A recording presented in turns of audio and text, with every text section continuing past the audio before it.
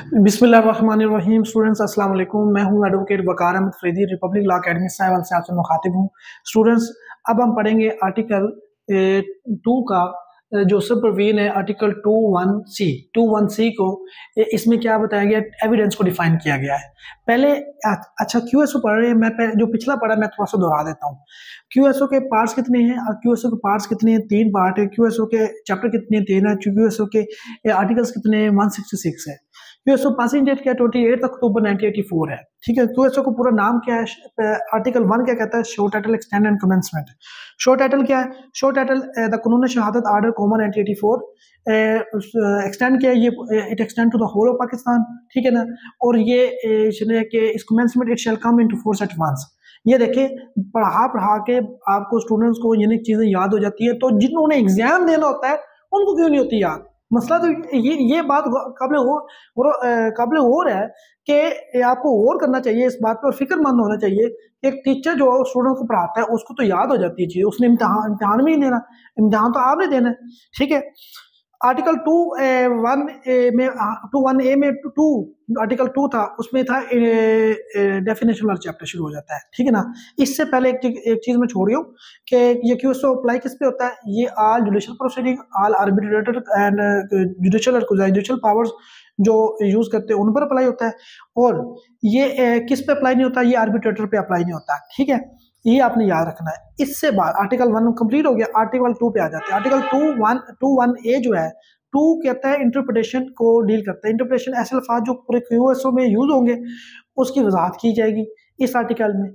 अब ये देखें, आर्टिकल 2 जो है, इसमें आर्टिकल 21A में कोर्ट को डिफाइन किया। कोर्ट क्या होगी, ऑल जजेस and magistrates and all person legally authorized to take evidence except arbitrator, वो कोर्ट होगा।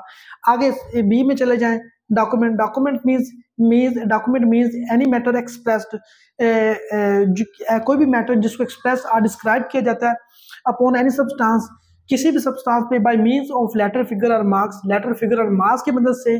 ठीक है ना। For the purpose of which may be used और which may be used or which intended to be used or which may be used for the purpose of recording that matter, उस matter के purpose के लिए, कि किस purpose के लिए उसको रिकॉर्ड कर रहे हैं। ऐसे मैटर जो किसी लेटर फिगर और मार्क्स के जरिए किसी सब्सटेंस पे एक्सप्रेस किया गया हो या डिस्क्राइब किया गया हो, तो वो क्या कहलाता है, डॉक्यूमेंट कहलाता है। अब जो है इसके बाद 21A(B) कर लिया, कोड को भी डिफाइन कर लिया और हमने डॉक्यूमेंट को भी डिफाइन कर लिया, सीख लिया।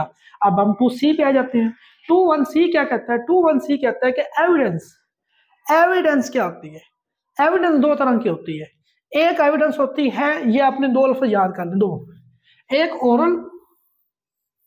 ओरल होती है और दूसरी होती है डॉक्यूमेंट्री एविडेंस। ये आपने पहले याद कर लें, में उठा लें, एक ओरल और दूसरी डॉक्यूमेंट्री। अच्छा जी, मैं आपको पहले थोड़ा सा टेक्निकली बता दूं कि आपने इसको याद कैसे करना है। अगर ऑल स्टेटमेंट्स का वर्ड्स आ जाए, ऑल स्टेटमेंट्स, तो ओरल डॉक्यूमेंट हो जाए, ओरल एविडेंस हो जाएगी। ठीक है ना। अगर ऑल डॉक्यूमेंट्स का वर्ड आ जाए तो डॉक्यूमेंट्री एविडेंस होगी। ये आपने याद रखना पेपर पॉइंट ऑफ व्यू के साथ। ठीक है। अब हम पढ़ लेते हैं। 21C कहता है एविडेंस में क्या शामिल होगा, एविडेंस में क्या क्या चीज शामिल है, includes all statements. 1, all statements, वो तमाम statements which the court permits, जिसकी कोर्ट इजाजत देती है, और रिक्वायर्स या रिक्वायर करती है, टू बी मेड, वो स्टेटमेंट्स दी जाएं बिफोर इट, उसके सामने, बाय विटनेसेस के जरिए, जो जिन विटनेस ने अपना स्टेटमेंट देनी है वो दे। ठीक है।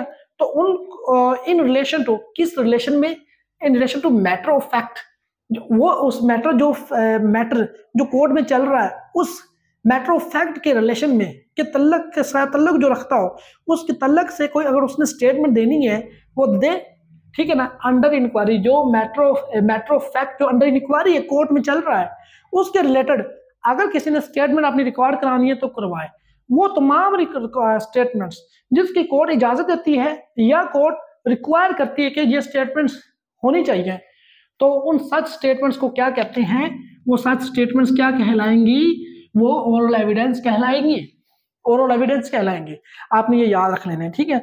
आगे है documentary evidence. Documentary evidence, all documents produced for the inspection of the court, जो कोर्ट में प्रोड्यूस किए जाते हैं, ठीक है ना, हमने दावा किया बी के खिलाफ, तो उसमें हम एग्रीमेंट लगाएंगे ना, इस एग्रीमेंट की खिलाफ वर्जी कर रहा है, वो जो डॉक्यूमेंट हम उसकी कॉपी प्रोड्यूस कर रहे हैं, ओरिजिनल भी कर रहे हैं, तो वो for the inspection of court कर रहे हैं ना, कोर्ट उसकी इंस्पेक्शन करेगी, हाँ भी ये डॉक्यूमेंट जाली है या ओरिजिनल है, ठीक है, ये देखेगी। वो ऐसे डॉक्यूमेंट्स तो क्या हो जाएगी, वो तमाम डॉक्यूमेंट्स जो कोर्ट में इंस्पेक्शन के लिए प्रोड्यूस किए जाते हैं, कोर्ट उसकी जांच पड़ताल करती है, उन सच डॉक्यूमेंट्स को क्या कहेंगे, आर कॉल्ड डॉक्यूमेंट्री एविडेंस, उनको डॉक्यूमेंट्री एविडेंस कहेंगे, ठीक है। जहां तक जनाब ये बहुत ही आसान है, इसमें एमसीक्यूज मैं बताता हूँ कहां कहां से बन सकता है। ऑल स्टेटमेंट्स का जो वर्ड वो छोड़ देगा, यहाँ पे ऑल स्टेटमेंट्स डैश लगा के लिखेगा which the court permits or required to be made before it by witnesses, ठीक है ना, in relation to the matter of fact under inquiry such statement are called oral evidence. यहां तक मुकम्मल कर दिया, यहाँ पे ऑल स्टेटमेंट्स आना है या ऑल डॉक्यूमेंट्स आना है, आपको पता है कि ओरल एविडेंस में ऑल स्टेटमेंट्स आता है, ठीक है। तो ये हो गया एक, यहाँ पे एमसीक्यूज बन गया आपका, ठीक हो। और which the court permits or required, यहाँ पे भी एमसीक्यूज आपका बन सकता है, उसको कोई पता नहीं कहां से भी बना के भी दे दे, ठीक है ना। बाय विटनेसेस यहाँ पे भी एमसीक्यूज बन सकता है आपका, ठीक है। और in relation to the matter of fact, matter of fact यहाँ पे भी अंडर इंक्वायरी, यहाँ पे भी एमसीक्यूज है आपका। मतलब कि आपकी रीडिंग बहुत अच्छी होनी चाहिए, ये इसलिए मैं करवा रहा हूँ, ये खप रहा हूँ ना, जो व्हाइट बोर्ड पे लिख के फिर उसको रिकॉर्ड करना, समझाना उसकी वजाहत करना, फिर उसको बताना कि एमसीक्यू यहाँ से बन सकता है, ये सारा आपके लिए करवा रहा हूँ। सच स्टेटमेंट्स यहाँ से तो नहीं बनेगा, आर कॉल्ड ओरल एविडेंस, ये एक यहाँ पे एमसीक्यू बनेगा। एक दो लाइनों में आपके 5-6 एमसीक्यूज बन सकते हैं, इस तरह से तैयारी करनी है आपने, अगर इस तरह से करेंगे तो तैयारी आगे बढ़ेंगे, ठीक है। ऑल डॉक्यूमेंट्स क्या होते हैं जी, ऑल डॉक्यूमेंट्स यहाँ पे भी एमसीक्यूज आपका बनता है, ठीक है। प्रोड्यूस फॉर द इंस्पेक्शन, ये वर्ड बहुत ही इंपॉर्टेंट है, यहाँ पे एमसीक्यू जरूर बनेगा इस दफा। इंस्पेक्शन ऑफ द कोर्ट, ठीक है ना, कोर्ट की इंस्पेक्शन के लिए, यहाँ पे एडवोकेट भी लिख सकता है, यहाँ पे वो अदर पार्टी लिख सकता है का वर्ड डाल सकता है एमसीक्यूज में, तो आपने क्या लगाना है, कोर्ट, यहाँ पे भी एमसीक्यूज बन सकता है आपको, ठीक है। Such documents are called documentary evidence, या इसको क्या कहते हैं, डॉक्यूमेंट्री एविडेंस, ये डॉक्यूमेंट्री एविडेंस होगी, ठीक है ना जी। इनको हम डॉक्यूमेंट्री एविडेंस कहेंगे। ये आपने ये रखना है कि इसको ज़हन में रखना है कि एविडेंस होती है 2(1)(c जो है एविडेंस को डिफाइन करता है। एविडेंस दो तरह की होती है, oral evidence and documentary evidence. Oral evidence होती है all statements which the court requires or permits to be made by the witness in relation to the matter of fact under inquiry. Such statements are called oral evidence, and all documents which are produced for the inspection of court are called documentary evidence. देखिए चीजें याद हो जाती हैं, word भी याद हो जाते हैं, ये लॉ बदलना नहीं है। एक मैं आपको टिप बताऊं, लॉ बदलता है बड़े बड़े सालों के बाद, उसमें माइनर चेंज आता है, ठीक है ना। लॉ तकरीबन वही रहता है, जब से गोरे गए हुए ना तब से लॉ यही चल रहा है, इसमें बात थोड़ी सी अमेंडमेंट्स करके हमने लॉ उसको अडॉप्ट कर लिया है। तो बेहतर है कि आप लॉ के स्टूडेंट्स हैं, अभी उसको लॉ की जो वर्डिंग है, लॉ के अल्फाज है, उसको याद कर लें, जैसे मुझे अभी याद है, मैंने आपके पास सामने ज़बानी से बोले हैं, ठीक है ना। तो अभी हमने आर्टिकल 1 का मुकम्मल कर लिया, प्रियम्बल किया, QSO को आर्टिकल 1 पढ़ा, आर्टिकल 2(1)(a) पढ़ा, कोर्ट 2(1)(b) पढ़ा, डॉक्यूमेंट 2(1)(c) एविडेंस पढ़ लिया।